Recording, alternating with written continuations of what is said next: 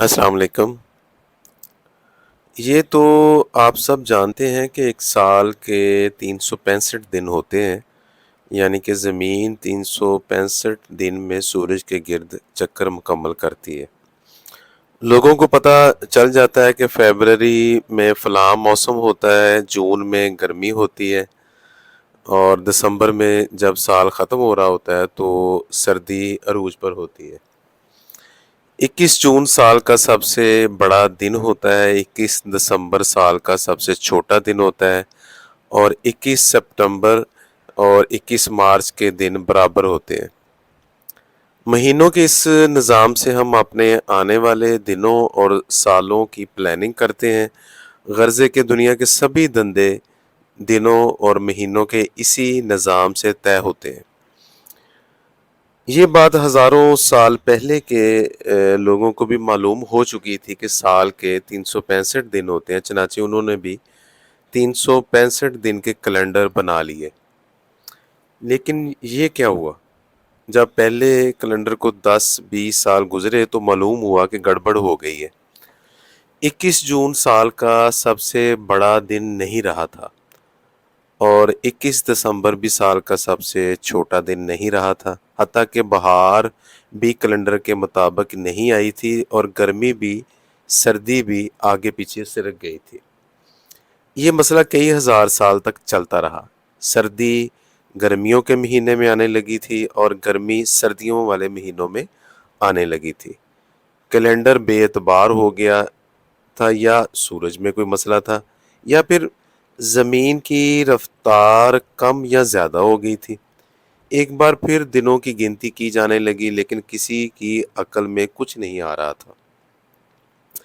یہ دور حضرت عیسیٰ علیہ السلام کی پیدائش سے 45 سال پہلے کی بات ہے کہ روم کا ایک مشہور بادشاہ جولیس سیزر، اس نے کچھ سیانوں کے ذمے یہ لگایا کہ اس گڑبڑ کا پتہ لگائیں، اور ان جو لوگوں نے بڑی باریک بینی سے تحقیق کے بعد بتایا کہ سال 365 دن کا نہیں ہوتا، بلکہ ہر چوتھے سال ایک دن بڑھ جاتا ہے، اور ساری گڑبڑ اسی دن کی ہے۔ اگر چوتھے سال ایک دن بڑھا لیا جائے تو کیلنڈر بھی درست ہو سکتا ہے۔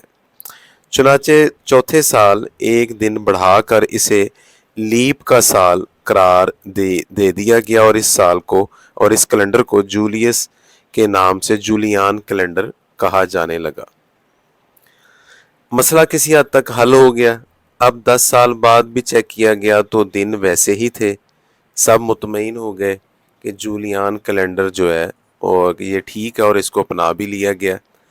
لیکن جب 100 سال گزرا تو پھر گڑبڑ پیدا ہو گئی۔ ایک بار پھر 21 جون سال کا سب سے بڑا دن نہیں رہا تھا۔ پھر جب 1500 سال گزر گئے تو پھر گڑبڑ بڑھ گئی، تو پورے 15 دن کا فرق آ گیا، یعنی اب 100 سال بعد ایک دن بڑھ رہا تھا۔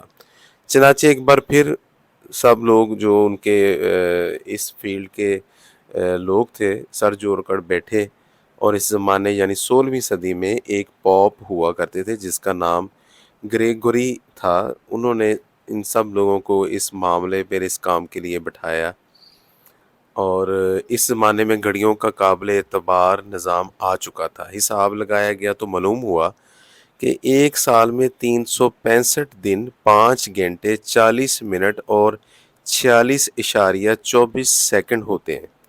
لیپ کا سال بھی پورا ایک دن نہیں ہوتا، بلکہ ایک دن 11 منٹ 14 سیکنڈ کا ہوتا ہے، جو کہ 100 سال بعد پورا ایک دن بڑھ جاتا ہے۔ اس مسئلے کا حل یہ تھا کہ 100 سال میں لیپ کا ایک سال 366 دن کی بجائے 365 دن کا سمجھا جائے۔ مسئلہ حل ہو گیا، گڑبڑ معلوم ہو گئی۔